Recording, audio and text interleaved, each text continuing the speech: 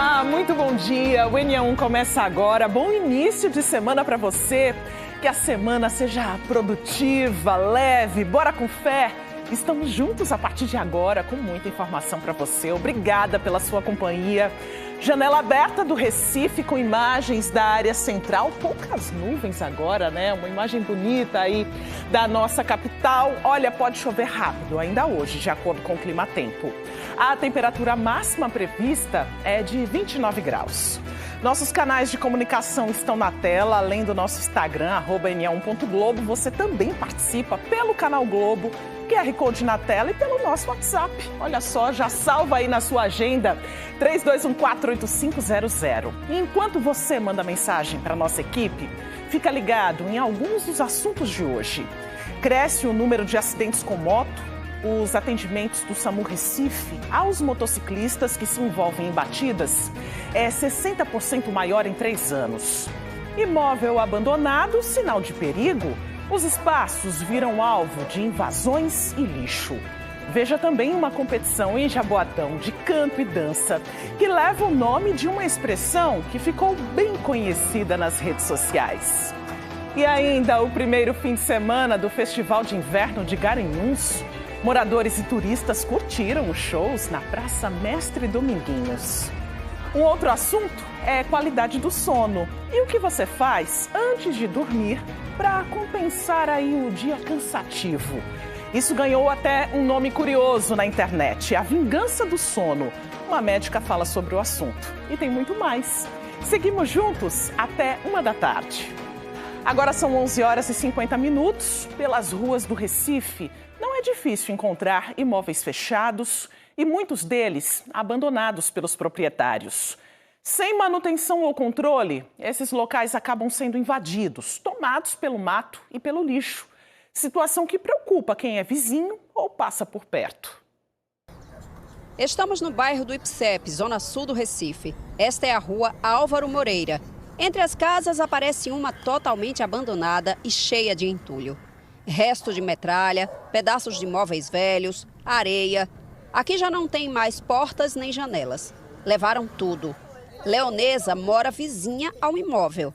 Contou que pessoas em situação de rua entram para se abrigar e desabafou que são muitos os problemas que enfrenta.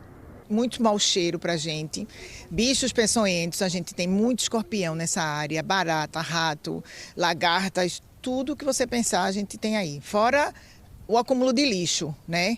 Eles tocam fogo aí e a fumaça toda invade a nossa casa e a gente fica sem conseguir respirar. Sai todo mundo para a rua, chama bombeiro, é um verdadeiro pandemônio aí. Disse que a situação tem prejudicado o trabalho da família, que é feito no primeiro andar da casa dela.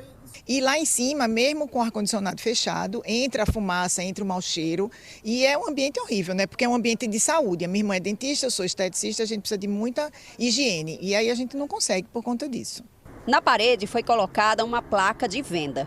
De acordo com os moradores da área, faz 5 anos que o imóvel está desocupado. Depois que o último herdeiro faleceu, ela ficou totalmente abandonada, embora a gente tenha contato de um dos herdeiros, mas eles não tomam nenhuma providência até o momento. Eles abandonaram completamente, eles pedem para que a gente tome providência, chamem a polícia, veja o que é que vocês podem fazer, mas eles mesmos não vêm aqui, não tomam nenhuma providência. Enquanto isso, famílias que vivem aqui continuam aguentando as consequências. Muito entulho, lixo, roupas, sujeira. Então, frequentemente a gente tem que estar lidando com muito rato, com escorpiões, baratas. Nós fazemos detetização constantemente, mas não é capaz de resolver. No bairro da Madalena, zona oeste da cidade, outra situação de abandono. O prédio fica no cruzamento da Avenida Abdias de Carvalho com a Estrada dos Remédios. Era onde funcionava uma farmácia. Trabalhadores da Redondeza informaram que o estabelecimento fechou há cerca de 2 anos. A fachada está destruída.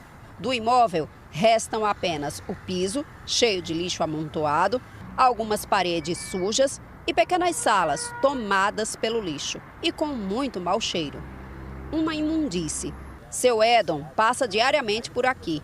Contou que às vezes tem gente que entra para se abrigar no espaço, mas não tem certeza de quem são essas pessoas. O perigo é, será que é um morador de rua? Será que é um pessoal em situação de vulnerabilidade? Aí é onde vem a pergunta, o pessoal tem medo por isso, né? De entrar um bandido, de entrar um um ladrão, de entrar um cara estrupador. Enquanto esses imóveis não são vendidos, recuperados ou demolidos, é do proprietário a responsabilidade de tomar providências para que a vizinhança e as pessoas que passam por perto não sejam prejudicadas. A Constituição Federal ela prevê a função social da propriedade, então cabe ao proprietário manter o imóvel, manter calçada, manter marquises, lixo. Ele tem que garantir que não ocorra nenhum acidente, que não perturbe a vizinhança. Ele não precisa manter o imóvel 100%, né? Mas é isso. A partir do momento que a propriedade privada ela começa a prejudicar a propriedade de terceiros e a vizinhança, ele tem responsabilidade. Informou também sobre as consequências para quem não cumprir a determinação e orientou a quem a vizinhança deve recorrer. Se ele não adotar nenhuma medida, você pode também notificar o município. O que a gente diz sempre há animais peçonhentos, algum foco de doenças, notifica a vigilância sanitária, entendeu? A DIRCOM, entre em contato com o município realmente, que ele pode auxiliar nessas medidas.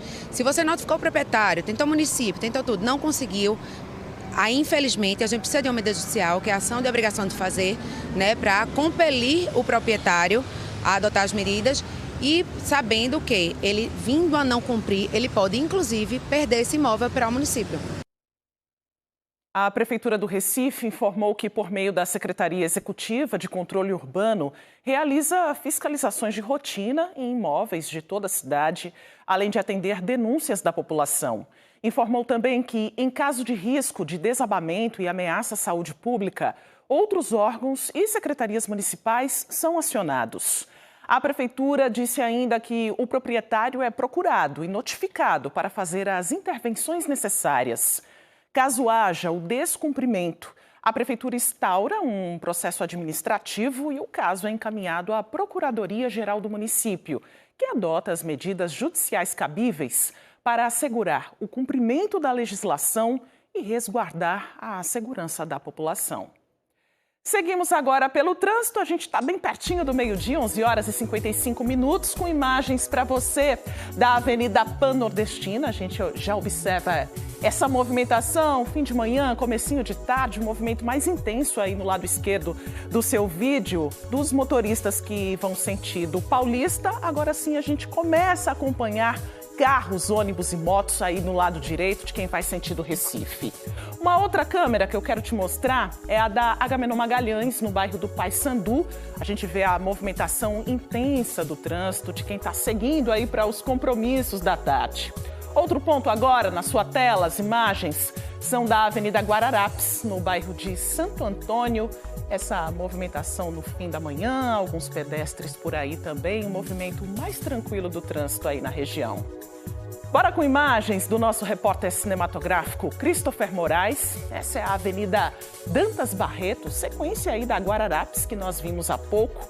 A Dantas Barreto é uma importante via de acesso à Basílica do Carmo, onde acontece, até a próxima quinta-feira, a festa de Nossa Senhora do Carmo. Tem algumas mudanças no trânsito aí da região, fique atento.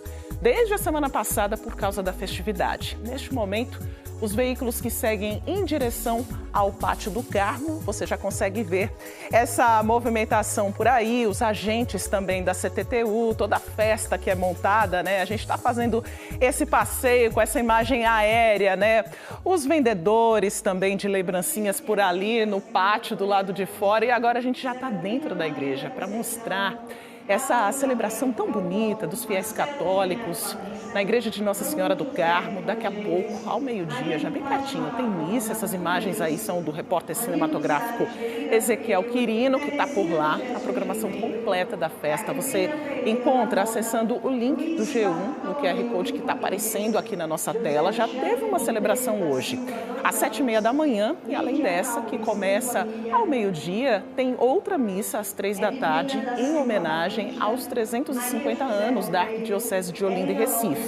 E às 3h30 terá outra celebração no claustro do convento. À noite tem show cultural no Pátio do Carmo. A gente já contempla aí, né, a igreja lotada de fiéis, as celebrações que acontecem ao longo do dia. A gente já está bem pertinho do meio-dia e acompanha essa movimentação aí ao vivo na Basílica.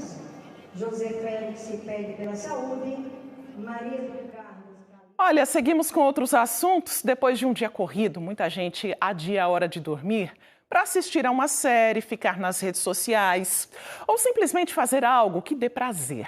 O problema é que esse hábito pode acabar roubando aquelas horas preciosas de descanso. O comportamento ganhou até um nome curioso na internet: vingança do sono. É um termo que tem se popularizado nas redes sociais e que descreve essa tentativa de compensar a falta de tempo livre durante o dia às custas do próprio sono. Bora chamar Natália Dielu para essa conversa, porque esse hábito pode ter riscos aí, trazer alguns riscos, né, para a saúde física e da mente também, né, Natália? Bom dia para você. Bom dia, Maristela. Bom dia a todos. É verdade, traz muitos riscos para a saúde mental, para a saúde física também. Pode aumentar aí os riscos de depressão, ansiedade e outras doenças graves. A gente está aqui ao lado da doutora Sandra Martinez, médica do sono. Vamos conversar sobre essa vingança do sono. Doutora, boa tarde para a senhora. Que outros riscos? A senhora estava conversando comigo e falando das doenças da mente, né? Que outros riscos esse hábito pode trazer? Oi, boa tarde, obrigada pelo convite. A gente tem que primeiro que deixar claro, né, que essa tal de vingança do sono, o que ela leva em médio prazo, curto prazo, é privação de sono, porque a pessoa optou por fazer outras coisas no horário que deveria estar dormindo. Até porque às vezes não dá tempo mesmo de fazer durante o dia. E o que a privação de sono pode causar? Ela realmente é um grande problema. A privação de sono aguda, uma noite sem dormir ou 2 noites, ela dá muita fadiga, cansaço físico, sonolência, irritabilidade no dia seguinte. O problema maior é quando isso se torna um hábito e a pessoa começa a ter privação de sono crônica porque sempre opta por não dormir direito, por tentar fazer outra coisa quando deveria estar dormindo. A privação de sono crônica, ela tem uma série de riscos. Por exemplo, ela aumenta o risco de doenças cardiovasculares, como infarto, como acidente vascular cerebral, né, conhecido como AVC, arritmias cardíacas. Ela aumenta o risco de problemas metabólicos, como, por exemplo, altera todo o funcionamento da glicose. Então, o indivíduo tende a ter uma intolerância à glicose ou até diabetes. Aumenta o risco de colesterol alto. Dá problemas para a nossa memória. A gente sabe que privação de sono crônica durante muito tempo pode aumentar lá na frente problemas de memória. A gente fica mais esquecido e até aumentar risco de demência. E também de obesidade, por exemplo. Porque o sono ele serve para recuperar a nossa saúde como um todo, né? Quando a gente está falando, pessoal, desse termo aí que se popularizou aí na internet, vingança do sono, a gente está falando de uma pessoa que faz a escolha por não dormir. Não necessariamente é uma pessoa que tem insônia, né, doutora? Exatamente. É bem claro isso. A pessoa escolhe não dormir para fazer coisas mais prazerosas, para ter um prazer mais imediato. E a gente sabe que o sono, ele vai melhorar tudo, só que a função do sono a gente não vê tão de imediato ali naquela hora. É um prazer que não chega na hora, mas no dia seguinte a gente vai se sentir melhor. Realmente, se for escolher, a gente sempre fala, escolha dormir, porque é melhor para a sua saúde. Inclusive, como a gente estava falando, é melhor até para tomada de decisão no dia seguinte, né? A gente, quando dorme melhor, tende a tomar decisões com mais consciência, com mais preparo e mais acertadamente, né? Isso é um problema porque, por exemplo, você escolhe não dormir e no outro dia você tem que acordar cedo e aí não dorme a quantidade de horas necessárias, né? Doutora, qual é a quantidade de horas que a gente tem que dormir? Isso varia com a idade, né? Crianças pequenas, bebês dormem muitas horas, isso é normal. Quando a gente fala de adulto, o normal varia de 6 a 10 horas por dia, sendo que o ideal, o mais recomendado para ter uma saúde melhor é de 7 a 8 horas por dia. Quando a gente se afasta desse normal, tanto para menos quanto para mais, tende a ter mais problema de saúde. Doutora, aproveitando, já que é um serviço de graça, a senhora disse que tem um ambulatório do sono no Hospital da Restauração. Isso, nós temos um ambulatório de sono para a população geral lá na neurologia do Hospital da Restauração, que está em reforma e está temporariamente lá no Hospital Pan de Areias. Tá certo. Então, serviço para todo mundo, né? Então, como a doutora falou, se puder escolher, escolha dormir. Às vezes a gente quer fazer tanta coisa, mas a longo prazo é importante pensar na saúde. Muito obrigada, viu, doutora Sandra? A gente volta com você, Maristela. Essas horas de sono perdidas vão pesar no dia seguinte, né? Na hora que o despertador tocar, né, Natália? Muito obrigada pelas orientações. A seguir, o crescimento em quase 60% no número de acidentes com motos nos últimos 3 anos aqui no Recife. A estatística preocupa autoridades e especialistas em mobilidade. Uma realidade que sobrecarrega o sistema de saúde. A gente volta já, agora 12:03. Verde Novo, Avenida Brasil.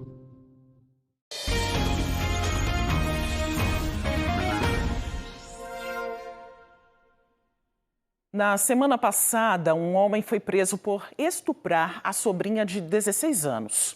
A vítima contou à mãe que o tio já havia abusado dela outras 4 vezes durante 2 anos.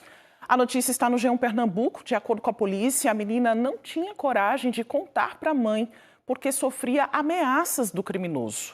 Outro detalhe que está na reportagem é que a mãe, também na infância, foi abusada por este mesmo homem. Um caso que acende um alerta para todas as famílias. Muitas vezes, crianças e adolescentes não conseguem pedir ajuda por medo, vergonha ou ameaças. Mudanças de comportamento, isolamento, tristeza repentina e receio de ficar perto de determinadas pessoas podem ser sinais de que algo não vai bem. Por isso, o diálogo, a escuta atenta e a orientação sobre os limites do próprio corpo são fundamentais para prevenir e identificar situações de violência. A gente vai conversar agora com Camila Torres sobre esse assunto. Oi, Camila, boa tarde. Oi, Maristela, boa tarde para você também. E essa é uma conversa difícil, né? Porque nem sempre os pais, os responsáveis, de uma forma geral, pelas crianças, não sabem que termos usar e como chegar para iniciar um assunto desses. Eu vou conversar aqui com Maíra Roazzi, ela é psicóloga, trabalha com crianças e adolescentes e vai ajudar a gente nesse sentido. Porque, Maíra, esse é o tipo de conversa que tem que começar ainda na infância, né? Mas falando como? Usando que termos? Boa tarde. Eu acho que a primeira coisa, a gente tem que ajudar a criança a entender a noção de limite entre ela e o outro. E para isso a gente começa explicando quais são as partes do corpo, com natureza, com leveza. E ela entender que tem partes do corpo que são dela, que ninguém mexe, e partes do corpo que pode tocar com uma mão, né, um abraço, mas a parte íntima, só ela limpa, só ela cuida. Esse é o primeiro ponto. Depois ela entender que ela que define quem pode ou não pode invadir o espaço dela. Então, às vezes é uma coisa simples, mas se ela já vai entendendo que ela pode dizer não gostei desse toque, e ela tem o direito de dizer não, isso a gente também já vai organizando essa noção de limites.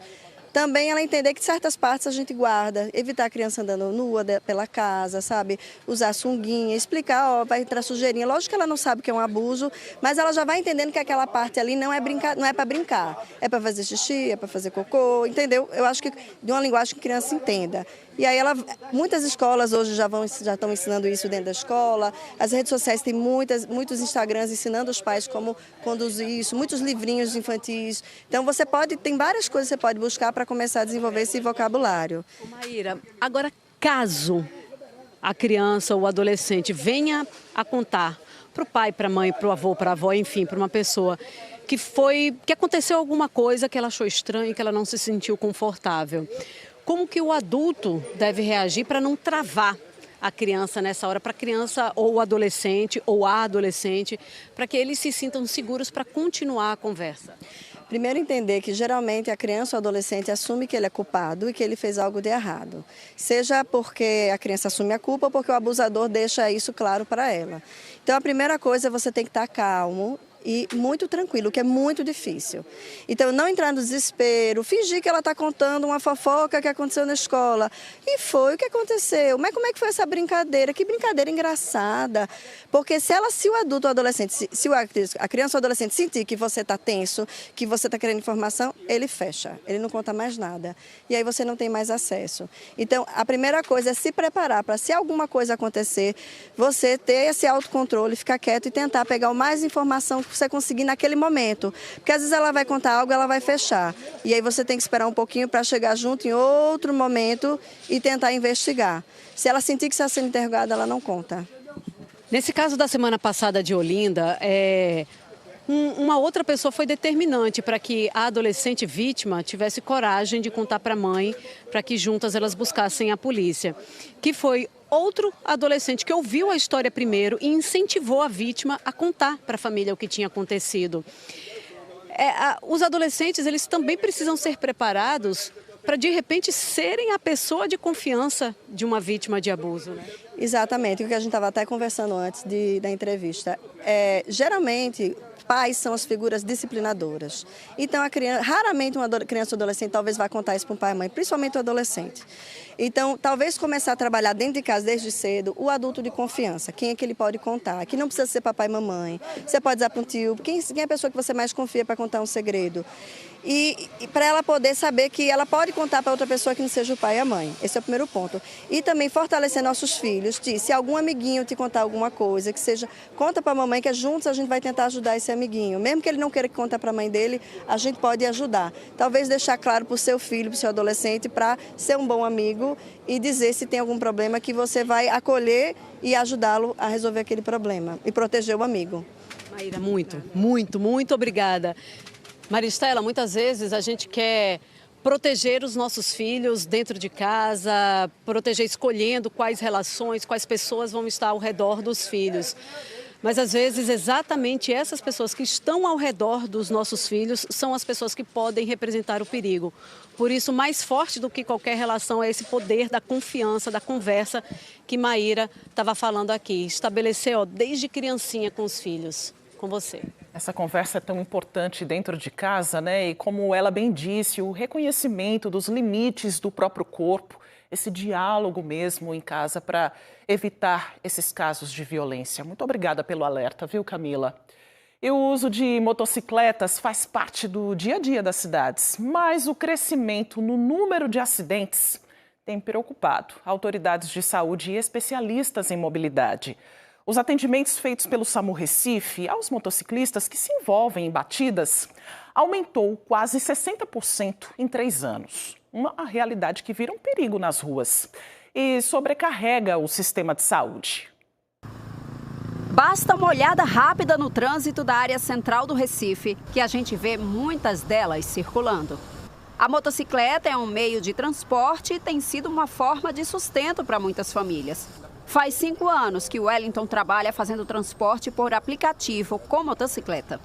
Já chegou a ficar mais de 1 semana sem trabalhar por causa de uma situação que viveu. Fui passar o carro pela direita, né?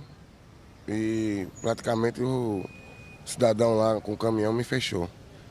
Aí eu peguei e sobrei na pista, tive umas escoriações na pele. Aí fui socorrido nesse dia, que os próprios parceiros do aplicativo me ajudaram, me auxiliaram lá para levar para a restauração.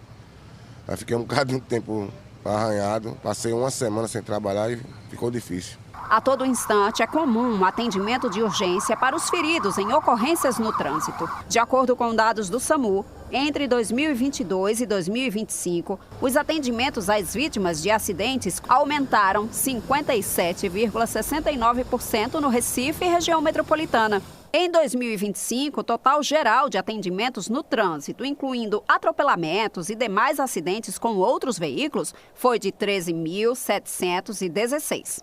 Desses, 81%, o equivalente a 11.231, foram a vítimas envolvendo motocicletas. Em dezembro de 2025, especificamente no Recife, foram 600 atendimentos a pessoas que ficaram feridas por causa de ocorrências com esses veículos, o que significa 20 socorros por dia.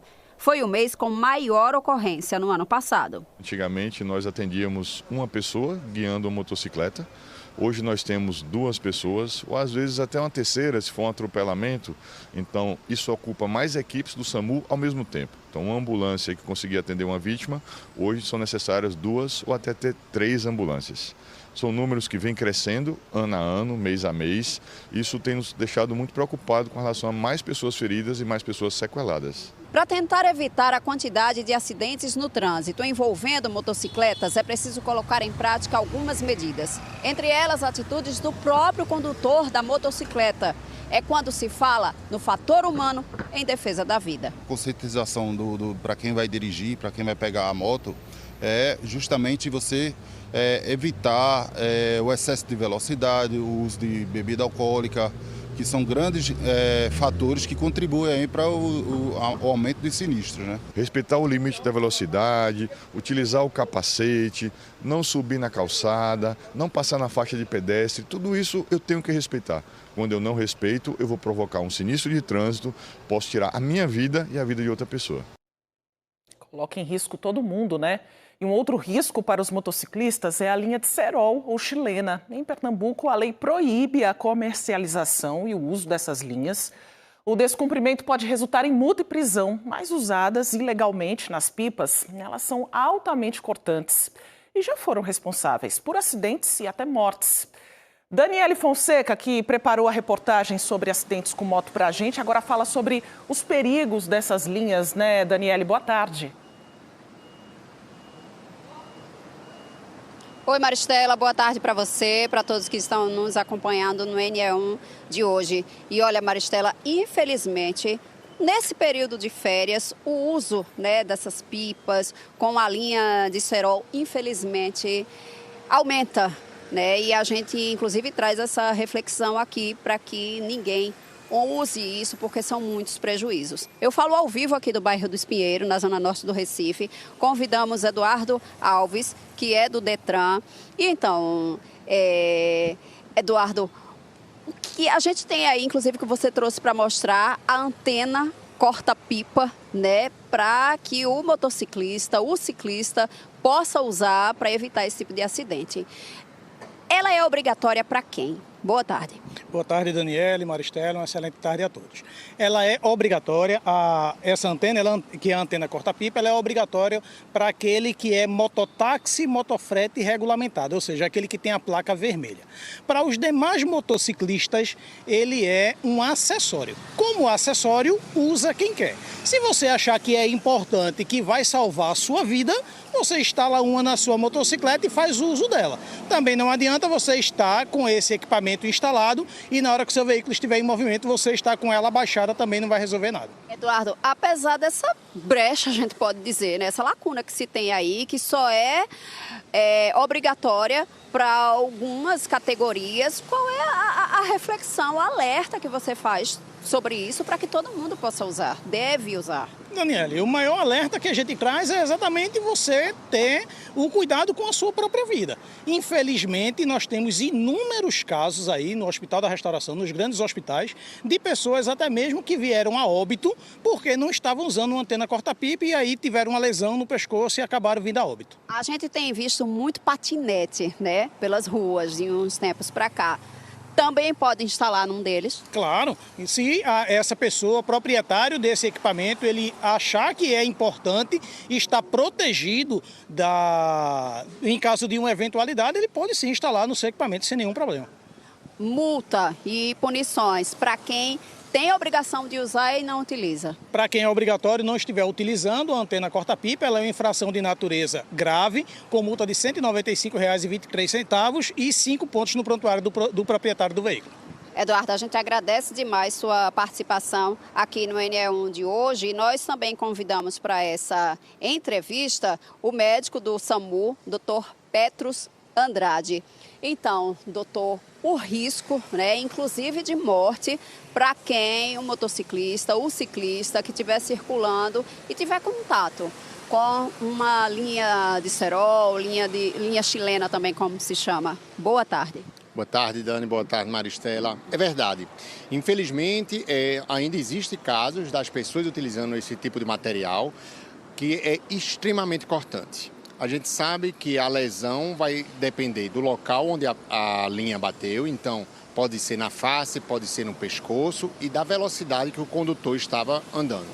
No pescoço, a gente tem vasos, veias e a traqueia que dá lesões extremamente graves, inclusive fatais. Muitas pessoas, assim, até por um reflexo, né, vai passando, se depara com aquele material ali, coloca a mão na intenção de tentar evitar, mas aí não tem como. No caso do contato daquilo com as mãos, doutor. Como a gente falou, é uma linha extremamente cortante. Então, ela leva a lesões graves na mão, com cortes profundos, lesões de tendão, paralisia de movimento, podendo levar, inclusive, a amputações. Digamos que uma situação como essa aconteça. Quais são os primeiros socorros que quem está ali por perto pode fazer até a chegada do SAMU? A primeira coisa é parar o sangramento. Então, com um pano limpo ou a roupa da própria vítima, apertar o local que está sangrando com força para reduzir ao máximo o sangramento. Qualquer quantidade de sangue perdida faz falta, então é importante parar esse sangramento. Isso é frequente, doutor, no SAMU, esse tipo de atendimento? Infelizmente é frequente, sim, ele acontece e como é ilegal ter, na verdade nós não deveríamos ter nenhum acidente dessa forma, mas é frequente, inclusive com casos fatais. Não só para quem anda de motocicleta, bicicleta, patinete, pessoas na rua também. Também, a manipulação dessa linha, ela pode levar a cortes, tá certo? A linha, chamada linha chilena, ela é revertida com óxido de alumínio e se ela cair num fio, ela pode dar choque. Doutor Petros, a gente agradece demais sua participação, trazendo aí esse alerta também de Eduardo Alves, do Detran, sobre esse risco tremendo e consequências tão graves, tão sérias, inclusive de morte por causa dessas linhas de cerol, linhas chilenas. Maristela. E a gente reforça esse alerta por aqui, né? Obrigada, Daniele. E um homem foi preso depois de romper a tornozeleira eletrônica, invadir a casa da ex-companheira e matá-la a facadas. Foi no fim de semana no bairro de Sítio dos Pintos, zona norte do Recife. Alexandro Vaz da Silva, de 43 anos, foi encontrado pela polícia perto do local do crime e preso em flagrante. A reportagem está no G1 Pernambuco. Ele teria confessado o assassinato de Valdelene Guedes Alcoforado, também de 43 anos, conhecida como Val. Segundo uma parente da vítima, os dois ficaram juntos durante alguns meses e ela havia terminado o relacionamento com ele. Nós procuramos o Centro de Monitoramento Eletrônico de Pessoas em Pernambuco, que é um órgão da Secretaria de Administração Penitenciária do Estado, para saber como funcionava o monitoramento desse homem. Ele usava um dos principais equipamentos de segurança para evitar crimes como esse, a tornozeleira eletrônica. Ao ser rompida, foi emitido um alerta para a central da polícia e queremos saber também se a vítima havia sido avisada que estava em perigo. De acordo com a nota enviada no dia 9 de julho, o Centro de Monitoramento Eletrônico de Pessoas atendeu a vítima depois dela ter acionado o botão do pânico. E, na ocasião, ela foi informada pelo órgão que não havia sinal do equipamento. A Polícia Militar, então, teria sido acionada pelo centro para que tomasse as medidas cabíveis. Infelizmente, não foi suficiente. E nós lamentamos demais trazer mais um caso como este. Depois de 40 dias internada, a jovem Marcela Vitória de Lima Santos, de 19 anos, recebeu alta do Hospital da Restauração no Recife. A notícia está no G1 Pernambuco, QR Code na tela para você acessar. Marcela teve a perna direita amputada após ser atacada por um tubarão na praia de Boa Viagem, no Recife, no mês passado. Camila Torres tem outros detalhes para a gente. Oi, Camila. Maristela, durante esses 40 dias que Marcela permaneceu no Hospital da Restauração, ela passou por 2 cirurgias. Os detalhes estão todos no QR Code que aparece na tela, apontando tua câmera do celular, vai direto para a reportagem que mostra, inclusive, o vídeo da saída de Marcela Vitória, acompanhada de parentes e amigos lá do hospital. Marcela Vitória, que já tinha começado o curso de Direito e que decidiu permanecer estudando durante o tempo em que estava internada. Então, está nos planos de Marcela Vitória continuar estudando Direito, como ela já havia começado no início deste ano. Marcela Vitória, que foi mordida por um tubarão e já saiu da água sem a perna direita.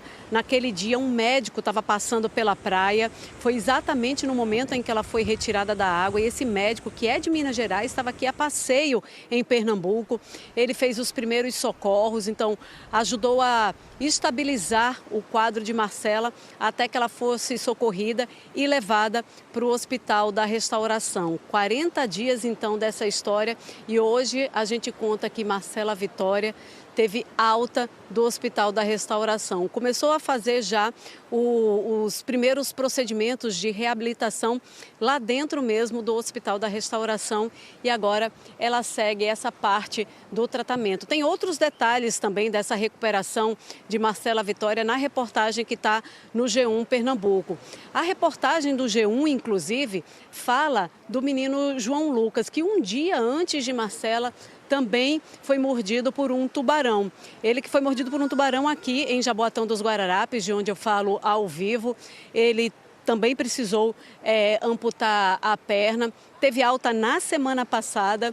Então, foram 2 casos que a gente acompanhou bastante de perto, 2 casos de mordidas de tubarão que aconteceram em dias seguidos. E aí a gente conta também agora que essas 2 vítimas receberam tratamento nos hospitais em que elas estavam e que já retornaram para casa. A gente fica daqui torcendo pela continuidade da recuperação delas, Maristela. Isso, boa recuperação para os 2, né, Camila? Muito obrigada pelas atualizações. E quem está de férias e procura uma programação cultural tem uma boa opção no Compass Ariano Suassuna, no bairro do Cordeiro, na zona oeste do Recife. Uma exposição reúne obras inspiradas na memória afetiva e na cultura popular nordestina. Ao vivo, a gente conversa com Natália Dielu, que tem outras informações para a gente dessa dica de férias e é um passeio de graça, né, Natália?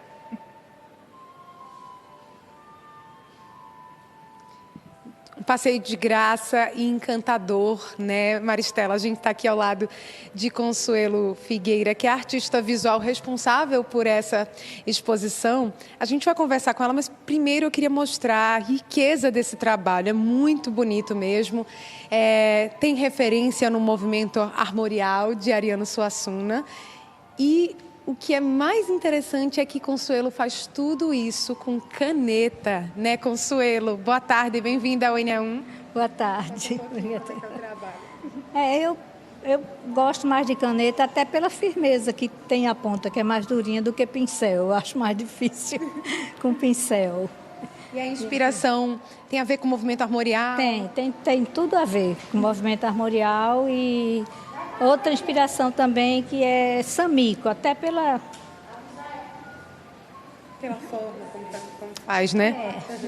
A simetria que ele tem muito, sabe? Eu tenho muitos quadros que você vê que... Você disse que não consegue deixar nenhum espaço em branco. Nenhum espaço em branco. É preenchendo todos os espaços. Isso. E que figuras você pinta, assim? Não, aí as figuras vêm eu caminhando, sabe? Basta eu caminhar e ver uma coisa assim. E eu acho que eu aprendi com mamãe. Mamãe achava lindo até uma folha seca que caía no chão. Aí ela via a arte nessa... Vamos dar mais uma circulada, Consuelo, porque eu queria conversar um pouquinho com você, porque você disse que está curtindo muito sua aposentadoria. Você é uma grande artista, mas você trabalhou durante muitos anos da sua vida fazendo outra coisa, né? Isso, era terapeuta ocupacional. Então, foram mais de 30 anos como terapeuta ocupacional. Vamos vir aqui para a gente mostrar para vocês, porque Consuelo também pinta alguns objetos, né? A gente está vendo essas pinhas aqui, que também são pintadas.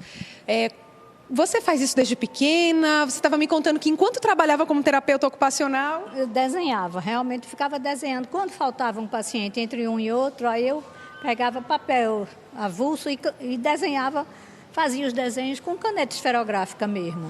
Aí mamãe foi juntando e depois fez.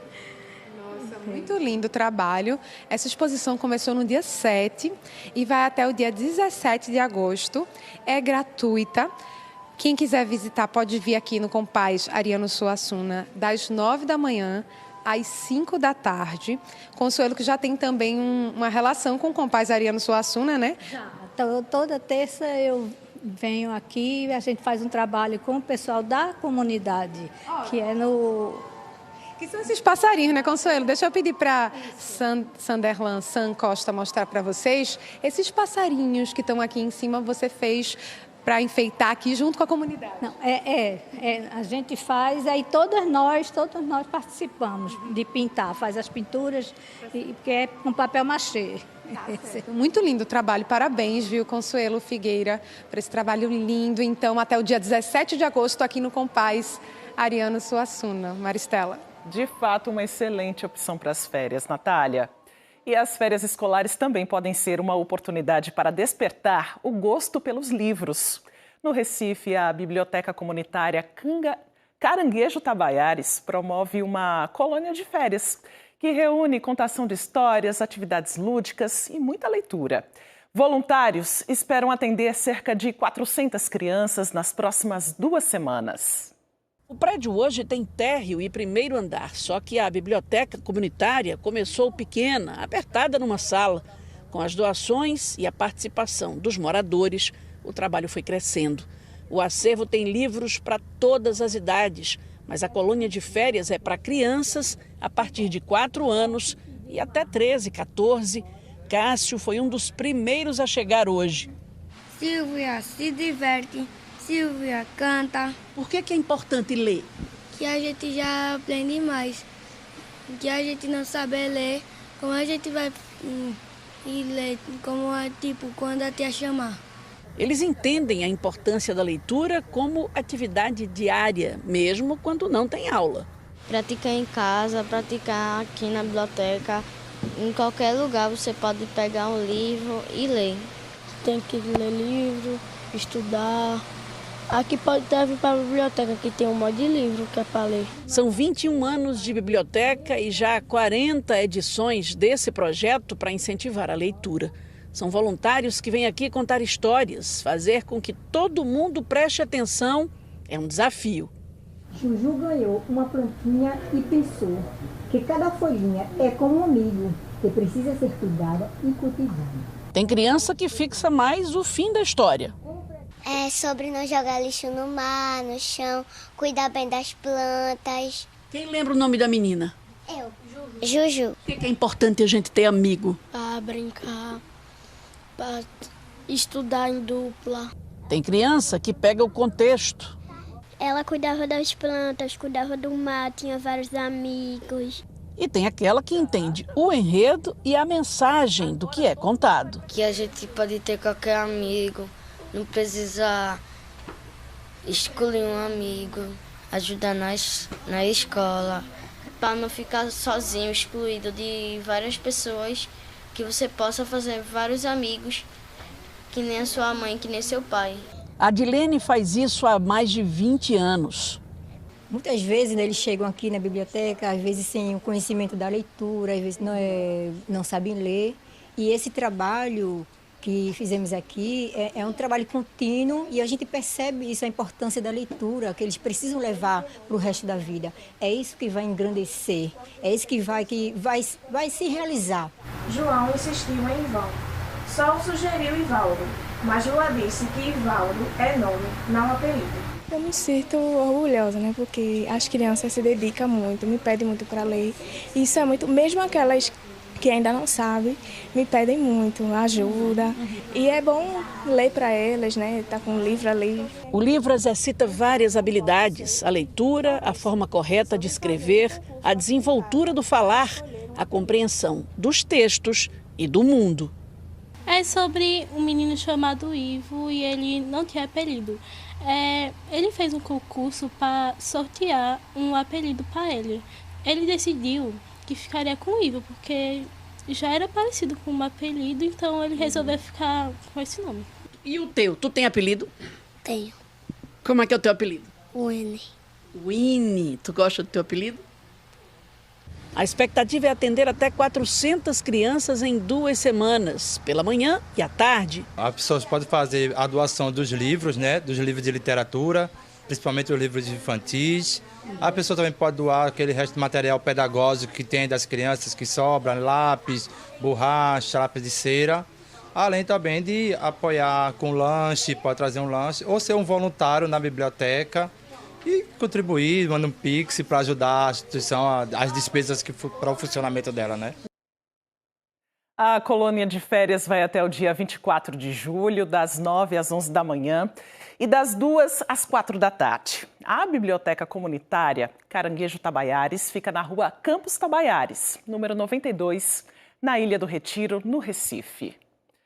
E o fim de semana foi de muita música e cultura no Festival de Inverno de Garanhuns. Muitos turistas visitam a região nesse período e participam de atividades culturais espalhadas em polos por toda a cidade. O principal deles é o Polo Mestre Dominguinhos, que recebeu artistas locais e nacionais de vários ritmos diferentes nos primeiros dias do FIG. Subiram ao palco Luísa Sonza, Jota Quest, a dupla Ana Vitória e outras atrações. O evento está na 34ª edição e segue até o dia 26 de julho na cidade, que é conhecida como a Suíça Pernambucana. E você sabe farmar aura? Uma turma se reuniu ontem em Candeias, Jaboatão, para mostrar que a expressão que ficou popular entre os jovens nas redes sociais saiu das telas e virou brincadeira da vida real. Na competição, vale dançar, cantar, interpretar, performar, tudo para ver quem tem mais carisma e consegue conquistar não os likes, mas os aplausos do público. Bastou o primeiro desafiante entrar na roda para a plateia começar a gritar.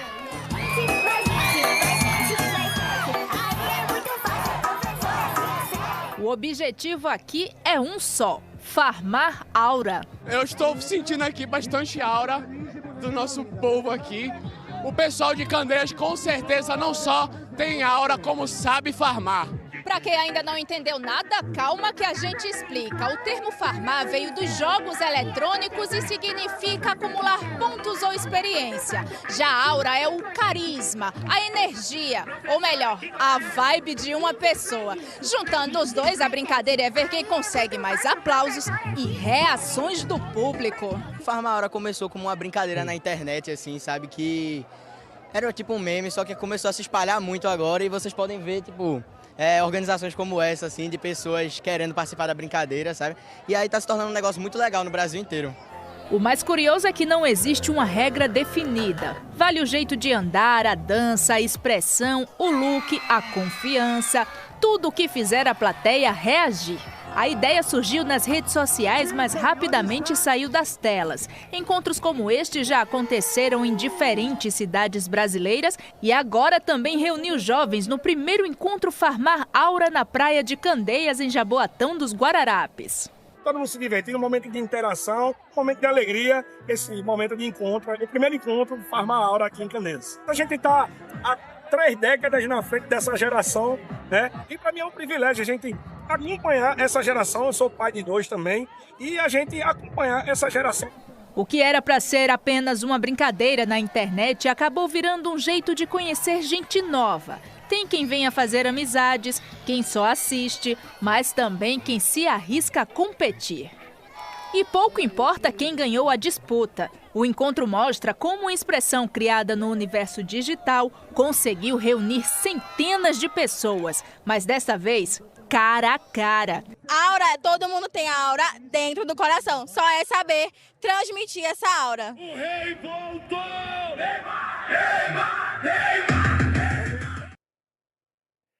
E logo mais, no Jornal Hoje, você vai ver uma ameaça de sequestro de uma criança no Paraná.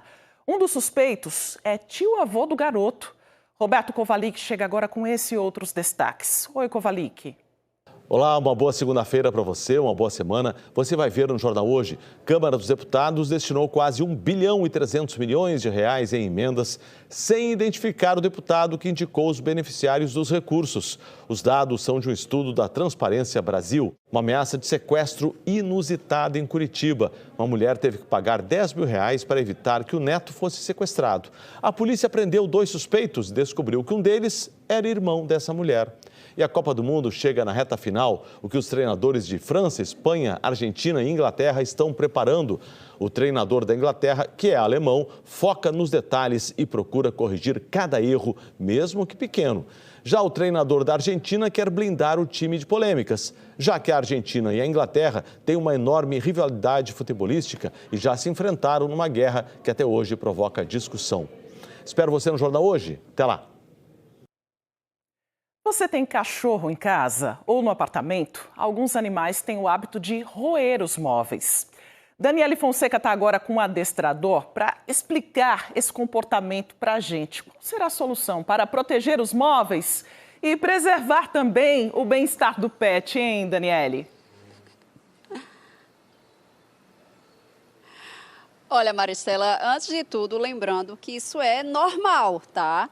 Para o cachorro. É uma necessidade dele estar ali roendo alguma coisa. Eu falo ao vivo aqui desse espaço que fica no bairro do Espinheiro, na Zona Norte. Aqui eles têm serviço de veterinário para os cães, também de hotelzinho. Olha um aqui, ó, muito bem deitado, todo esparramado na minha frente. Como é o nome dele, Maviel? Esse é o cão Shiba Yuki, de 11 anos. Tá certo. Aproveitando lhe apresentar também, né, para quem ainda não conhece, Maviel Bernardo, ele é adestrador. Então, primeiro explica essa história, que necessidade é essa que os animais, os cães têm de estarem ali roendo, né, colocando o dentinho em objetos assim mais resistentes. Boa tarde. Boa tarde a todos. É um comportamento natural, né? Então, a gente orienta bastante os tutores quando forem adquirir um cão, resgatar um animal, adotar um animal, eles procurem ajuda técnica, porque não é um problema em si. É muito comum o cão usar e tentar pegar as coisas com a boca, né? Ele sente o mundo dessa forma. Então a gente consegue fazer um manejo num espaço como esse, para ele poder brincar, ter atividade física, atividade mental, onde ele possa, sim, usar esse instinto natural de roer, destroçar e pegar os objetos. E em casa, dentro dos apartamentos, o que fazer para atender essa necessidade deles, mas também ninguém quer os móveis ruídos.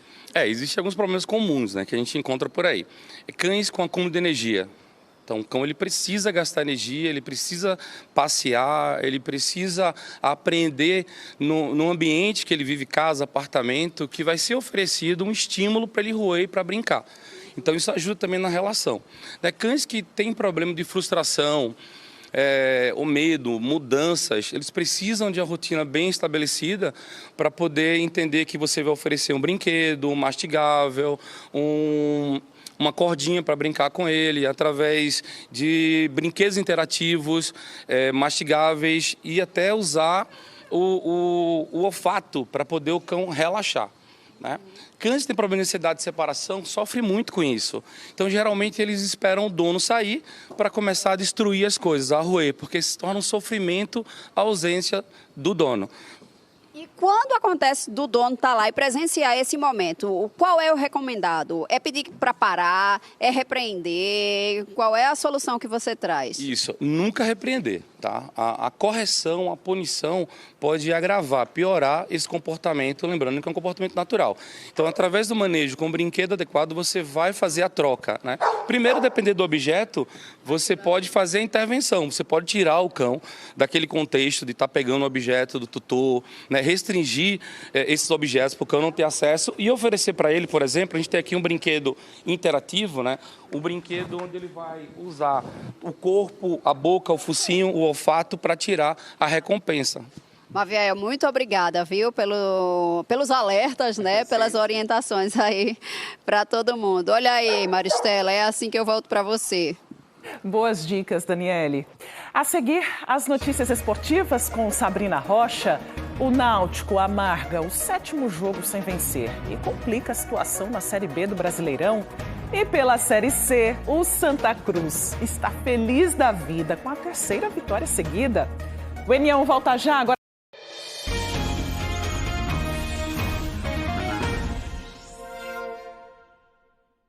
Hora das notícias esportivas. Olha quem está chegando por aqui, Sabrina Elzinha, Maristela, tudo bom? Tudo bom, boa tarde. Para falar sobre o fim de semana aí dos times pernambucanos, tem torcedor sorrindo, mas tem torcedor que não muito não, né, Sabrina? Tem uma torcida que está feliz demais. Boa tarde, gente. A gente vai falar sobre a vitória do Santa Cruz, que subiu mais um degrau na classificação da Série C. Já a gente fala, mas bora começar pelo Náutico, que está no momento, Maristela, muito ruim na Série B. Já são 7 jogos sem vencer e ontem perdeu para um time que está lá na zona de rebaixamento, o Avaí. Vamos chamar o Diogo Marques, que tem as informações. Diogo, muito boa tarde para você. Que fase assim, terrível que passa o Náutico e a torcida pressionando bastante nesse momento, né? Boa tarde, Diogo. Pois é, Sassá, beijão para você, boa tarde para você, para Maristela, para quem está com a gente aqui no NE1. É um momento de muita pressão, é um momento de pressão nos jogadores e também nos treinadores, Hélio e Guilherme dos Anjos. Depois que o Náutico chegou à derrota, ao 7º jogo sem vencer na Série B do Campeonato Brasileiro, algo nos chamou a atenção. O presidente Bruno Becker, ele convocou uma entrevista coletiva que será concedida amanhã. E aí, no meio do futebol, obviamente que todo mundo já pensa que pode ter a ver com demissão de treinador. Isso é algo que a gente se olha e sabe como é que é o futebol. Porém, de acordo com a nossa apuração, não existe, nesse momento pelo menos, a intenção do presidente de demitir os treinadores. Vai ser uma entrevista coletiva que será concedida amanhã, que pode, sim, de acordo com a nossa apuração, anunciar mudanças no futebol. O Náutico, nesse momento, está em viagem. É importante destacar essa informação. Os jogadores, a delegação só chega hoje à noite aqui no Recife e o presidente está junto com a delegação. Não só ele, como o Ítalo Braga, que é diretor de futebol, todos juntos, claro, dos treinadores também, Hélio e Guilherme dos Anjos. Vamos fazer o seguinte, vamos dar uma olhada como é que foi essa derrota do Náutico para a equipe do Avaí, jogando em Florianópolis. Na ressacada, a gente vai ver que o primeiro gol do Avaí sai logo no comecinho do jogo, já atrapalhando os planos do Náutico. O gol foi marcado pelo DG, um gol classificado como bizonho pelo técnico Guilherme dos Anjos. Daqui a pouco a gente vai ver essa entrevista coletiva. O primeiro gol sai no comecinho do jogo e o segundo gol sai no finalzinho, aos 53 do segundo tempo. É um lance em que o Náutico já está ali naquele ataque desesperado. Você vai ver que Muriel está na área tentando fazer gol e aí o Avaí consegue puxar o contra-ataque. Muriel volta correndo desesperado, mas não consegue evitar o gol do Daniel Penha, fazendo aí 2-0 para a equipe do Avaí. Vamos ouvir o que o técnico Guilherme dos Anjos falou depois da partida e falou sobre aquele primeiro gol. Os nossos primeiros minutos, eles não estão positivos. Estatisticamente, nós estamos muito mal nesse quesito. Se eu não me engano, nós somos o último colocado, se a gente considerar os 30 primeiros minutos jogados. Então, a gente vem consistentemente saindo atrás do placar. E foi um gol bizonho, assim, na nossa visão. Trouxe um problema para nós, mas controlamos o jogo ofensivamente. Mas fomos muito pouco agressivos, no fim das contas, né? Criamos mais, ok, mas não adianta de nada. A verdade é essa. O gol bizonho que o técnico Guilherme dos Anjos se referiu aí foi o primeiro mesmo, tá, gente? Não o segundo. Reforçando a informação, a delegação do Náutico chega hoje à noite aqui no Recife e amanhã o presidente Bruno Becker vai conceder uma entrevista coletiva, mas de acordo com a nossa apuração, não existe a intenção nesse momento de demitir os treinadores Hélio e Guilherme dos Anjos. O Náutico volta, inclusive, já começa a se preparar para o próximo jogo da Série B, que já é na quinta-feira, também fora de casa, contra a equipe do CRB. Nesse momento o Náutico está em 13º lugar na tabela. Sassá e Maristela, beijão para vocês. Beijo grande, obrigada, Diogo. Até porque demitir os treinadores com a contratação do Jean Carlos, que é um meia que chegou justamente por conta dessa relação que tem com os técnicos, né? Meio incoerente nesse momento. É verdade. Agora, bora ver, então, a classificação. Vamos embora ver aqui no nosso telão a classificação. Nesse momento, ó, o Sport, que já esteve lá em cima brigando pela liderança, agora está em 8º lugar com 26 pontos, tá? O Sport. Já o Náutico, como o Diogo acabou de falar, perdeu para o Avaí, está ainda mais longe, na 13ª posição, está aqui com 21 pontos. E aí está meio que paquerando com a zona de rebaixamento. Olha aqui, o primeiro time na zona é o Ceará com 17 pontos. Então, a diferença pouca aqui. O Timbu tem que voltar a vencer urgentemente. O fim de semana foi ruim para o Náutico, para o Sport, mas para o Santa Cruz a situação é bem diferente, né, Sabrina? A torcida mais animada do estado é essa nesse momento. O Santa está embalado na Série C, ganhou a 3ª seguida, venceu o Barra lá em Santa Catarina por 2-1 e chegou aos 24 pontos, assumindo o 3º lugar da classificação. No reencontro das equipes que decidiram a final da Série D de 2025, Barra e Santa Cruz entraram em campo vivendo momentos bem diferentes. Enquanto os donos da casa lutavam para se afastar da parte de baixo da tabela, os tricolores queriam mais uma vitória para ficar ainda mais sossegados no G8. O Santa Cruz fez valer a boa fase logo no comecinho do jogo. Everaldo cobrou a falta e Matheus Vinícius, de cabeça, abriu o placar. Alex Juan ainda teve a chance de marcar o segundo com essa bomba de fora da área, mas o goleiro do Barra estava ligado e conseguiu evitar. O Santa Cruz queria mais. Ronald cruzou rasteiro para a área e Quirino, de carrinho, apareceu para finalizar. 2-0. O Barra sentiu a pressão e voltou do intervalo um pouco melhor. Aos 7 minutos, Augusto Potiguar lançou a bola na área e Renan Bernabé se jogou para finalizar de cabeça, 2-1. O Santa ainda teve a chance de chegar ao terceiro. Ronald ficou cara a cara com o goleiro, mas mandou na trave. Vitória tricolor fora de casa. A terceira seguida na Série C. E a classificação para a próxima fase cada vez mais real. Muito boa, né? Essa avançada do Santa Cruz. E o Santa nessa boa fase, né? Mas o torcedor vai ter que esperar um pouquinho aí para reencontrar com o time. Então, Maricela, o tricolor só volta a jogar no dia 25 de julho. Vai receber o Figueirense na Arena de Pernambuco. Mas a gente sabe que a casa mesmo do Santa Cruz é o Arruda. E hoje faz exatamente um ano que o tricolor não joga em seu estádio. O Arruda, que foi palco de tantas conquistas, está fechado. E o pior, não há previsão para o Mundão abrir as portas outra vez. O silêncio destoa da imagem. Definitivamente não combina com o lugar. Pode perguntar para qualquer tricolor. É estranho, né? O Arruda é um lugar onde as pessoas se encontram, as pessoas vivem o Santa Cruz, as pessoas têm como parte da identidade dela. Acho que quase que o lugar que ela sabe que ela vai em algum momento da semana e ver ele vazio. Eu acho que é um sentimento de tristeza e estranhamento mesmo. Tiago Vieira frequenta o Arruda desde criança. Lá, ele viu e ouviu histórias que fizeram este estádio chamar a atenção do país. Um lugar que todo mundo se acostumou a ver lotado. Casa cheia é o sonho de todo jogador. Casa cheia é uma festa muito bonita, não? Debaixo, dos lados. O filme que passa na cabeça de 63.978 tricolores é cantar o hino do Santa Cruz a noite toda. No estádio lotado, uma página foi virada.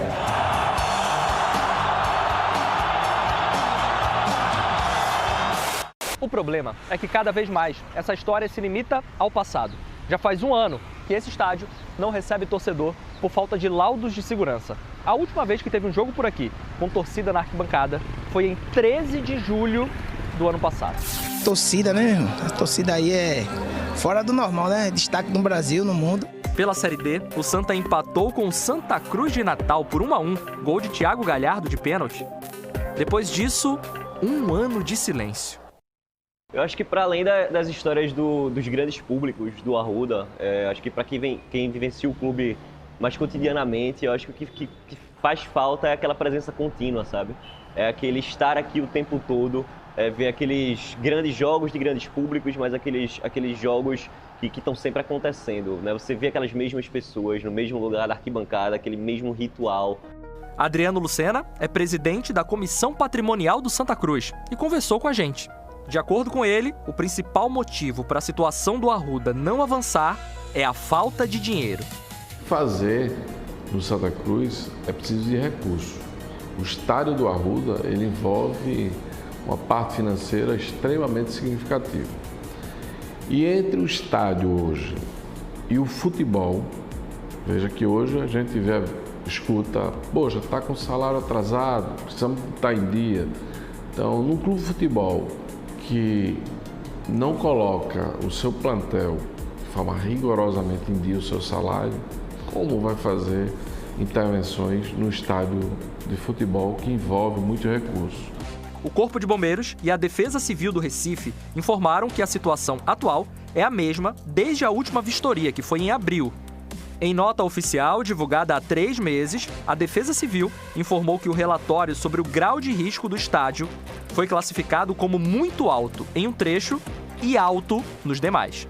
Por enquanto, não existe previsão de uma nova vistoria. Para a torcida, a saudade e a ansiedade pela volta ainda não tem data para acabar.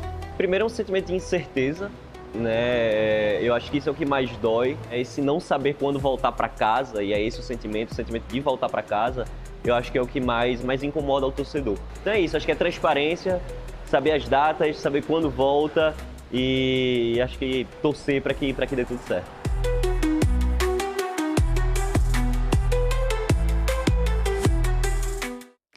Maristela, e a gente, né, que trabalha com essa área esportiva, é muito triste ver o Santa assim dessa forma, porque a gente conta as histórias dos jogos com a torcida no estádio. O Mundão foi palco de grandes histórias e a gente vê fechado e sem previsão de retorno. É triste para todo mundo, para a torcida, para a gente também. É, um ano longe de casa é tempo demais, né, Sabrina? E o NE1 volta amanhã, vai lá no Globoplay para rever e compartilhar as nossas reportagens. Uma ótima tarde para você. Isso, fique agora com o Globo Esporte. Muito boa tarde e até amanhã, gente.